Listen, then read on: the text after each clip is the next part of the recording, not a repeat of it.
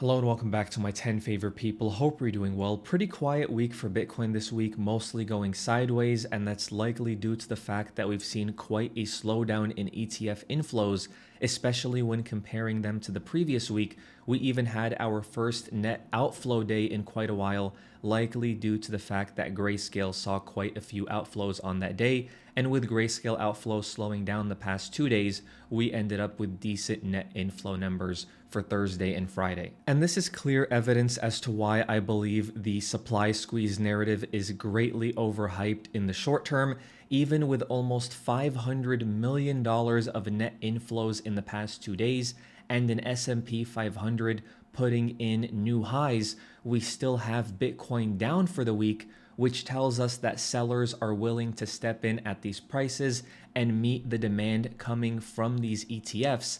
And maybe that can be shown here on these OTC desks for miners, which are up 700,000 Bitcoin over the past few weeks. And this is why it's incredibly important to stay calm, in my opinion, and not believe these narratives of price has to go to all-time highs immediately because long-term holders aren't selling and they have all of the supply. Because if that were true, price would be higher this week after seeing almost $800 million, or I guess roughly $600 million of net inflows. But I do think the miners are selling at these prices because they know in 2 months their profitability is going to be greatly squeezed by the halving, and they're happy to take advantage of these higher prices, and they're likely distributing Bitcoin via these OTC desks and selling them to these ETFs that are seeing these inflows. So you could argue this $250 million per day is kind of our current equilibrium because price stayed flat while we saw those inflows. But of course, 2 days is not enough data. We're going to have to monitor it over the next week or so and see where we find our baseline. And although I think the inflows and the supply squeeze narrative is greatly overhyped in the short term, I think it's amazing for Bitcoin in the long term. And we're seeing incredible data like these Bitcoin spot ETFs have taken in the same amount of flows as the GLD gold ETF did in its first year of existence, showing the amount of demand there is for Bitcoin and for these ETFs. And you can even see that in the ETF flows for 2024 and how gold has been seeing net outflows while Bitcoin has been seeing quite a bit of net inflows, which is amazing for Bitcoin's digital gold narrative over the long term. But the real question, in my opinion, is what is going to happen to these ETF inflows if we see a correction in the S&P 500, because we know these ETFs launched on January 11th, and if we see what the S&P 500 has done since the week of January 11th, it has gone up in a straight line. And now that these ETFs are traded by more traditional investors and they hold it in their brokerage account, where they hold their stocks as well, it's going to be interesting to see what will happen if we get that seasonal correction for the S&P 500 now that we're entering the rougher patch of late February, early March. If we see a correction in the S&P 500 here, will the ETF inflows remain as strong as they have over the past few weeks? Because we have not seen inflow or outflow data for these ETFs while the S&P 500 was not going up in a straight line. And I think that'll give us a lot of insight into what Bitcoin will do over the next few weeks as well. And of course, we're getting closer and closer to the February candle close, and we're going to find out if Bitcoin will do something it's never done before, which is close a monthly candle above the 618 Fibonacci retracement before the halving. We're going to find out in 5 or 6 days. And that is going to time very nicely with this S&P 500 seasonality. Will we see the S&P 500 correct going into the end of the month and bring Bitcoin down with it? Or will they hold strong until March? So for now, my crypto portfolio remains unchanged. We did see a slight uptick in Ethereum compared to Bitcoin and Solana this week, which is why Ethereum is now slightly larger than my Bitcoin position, even though I did not touch it. And we are seeing Solana underperform Ethereum, especially recently, but I do think that over the long term, they should still both do well. And we did get quite a interesting news piece that Reddit is investing their excess cash in Bitcoin and Ethereum. We know we've seen a couple of companies doing just Bitcoin, but I think this narrative of Bitcoin and Ethereum could be pretty interesting, especially if Ethereum gets its spot ETF. Now, they also bought a tiny bit of Matic as well, but I don't know if that's because of some partnership or something, or if they actually wanted to buy the Matic. We're going to have to wait and see what actually comes out of that. But I do think this Bitcoin and Ethereum on balance sheets could be a decent narrative as we approach the Ethereum ETF. And we're seeing great price action from Ethereum this week, still holding above its 0.5 Fibonacci retracement. And if we look at Bitcoin, once it got above its 0.5, it started consolidating before breaking higher. Will we see something similar for Ethereum? The first step is, of course, closing above this level. Now, we do have to wait until tomorrow to see where we actually end up closing. But as of right now, it does look very solid in terms of the chart and does have some great narratives for it, like what's going on with Eigenlayer and how they raised $100 million from A16Z, showing the promise of this Eigenlayer project. And of course, Eigenlayer allows Ethereum restaking, which should lock up even more Ethereum supply and put more upward pressure on Ethereum's price in the short to medium term as everybody locks up their Ethereum in Eigenlayer. And of course, there's other good narratives for Ethereum. We did have Avalanche go down this week. And of course, the same thing happened to Solana 2 or 3 weeks ago. So these layer ones that are supposed to compete with Ethereum going down further strengthens Ethereum's narrative, in my opinion, that it's more reliable and more established because it has existed and it has existed a lot longer than these newer projects like Avalanche or Solana, and has way more money stored in it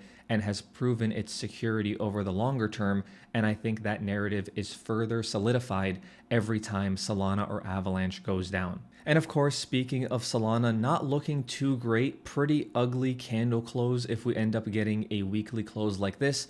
Of course, as of right now, we had a high, a low, and we are gearing up for what looks like a lower high. So will we come down and put in a lower low and re-enter this accumulation range?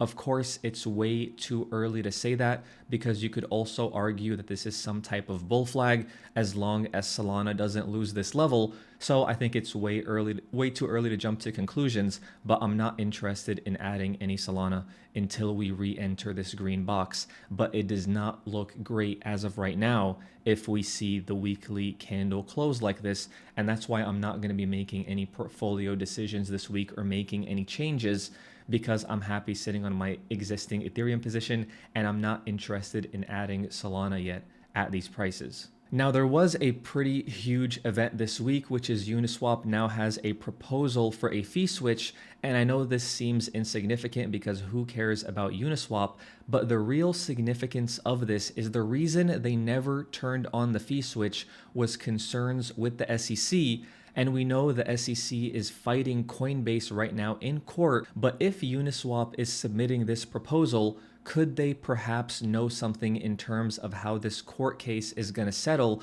Because if Coinbase wins this case, it'll be incredibly bullish for altcoins because they will be proven to not be securities.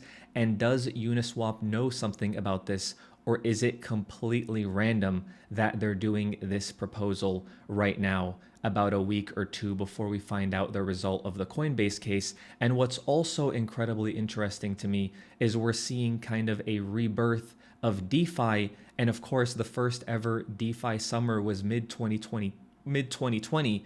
So here we are 4 years later, and there's a lot of DeFi coins pumping now that Uniswap submitted this fee switch proposal. So it's definitely something to watch, in my opinion. And of course, we're going to wait closely to see what happens with this Coinbase and SEC case and what the ruling will be in terms of these altcoins being unregistered securities. In terms of other bullish data, we do have an uptick in retail trading volume on Coinbase, which kind of looks similar to what we saw at the end of 2020. We had volume going down quarter after quarter for years, and we saw an uptick recently, and this is Q4 2023. So we'll have to see how Q1 2024 looks.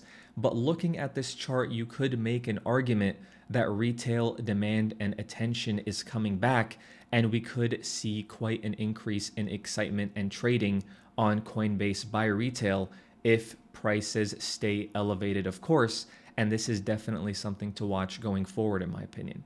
And of course, we're going to keep an eye on rates. We're seeing the rate cuts get pushed out more and more and more. It's almost consensus right now that there will not be a rate cut in March, which is not surprising because, of course, we know that recessions don't come until after the first rate cut. And because inflation is remaining elevated, and we saw another drop in initial jobless claims this week, with the unemployment rate, of course, still remaining low, the Fed does not have an excuse to cut interest rates quite yet.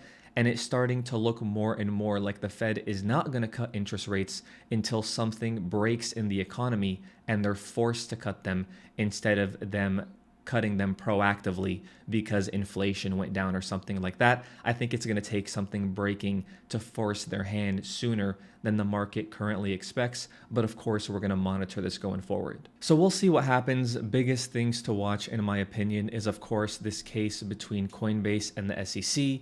Price action from the S&P 500 as we enter the bad seasonality period for election years, and of course ETF inflows, because it is such an easy way to gauge Bitcoin demand because of how transparent this inflow data is and how these providers have to publish it every single day so we can see exactly how much money is flowing in and out of these ETFs. But anyway, let me know what you expect. Will the ETF inflows remain at these levels, or will they decrease or increase? And of course, what will that mean for Bitcoin's price over the next few weeks or so? If I had to guess, I would say we're going to continue to see a slowdown as that initial hype and excitement cools down.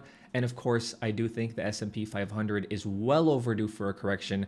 And of course, it feels like it's never going to get one. But the fact that we're entering that seasonality period and there's so much uncertainty with rates remaining higher for longer, I do think we're overdue for a correction. And I do think that will negatively impact inflows and it will lead to a correction for Bitcoin. But of course, we'll monitor it going forward day by day and see what actually happens. But anyway, thank you so much for the support on the recent videos.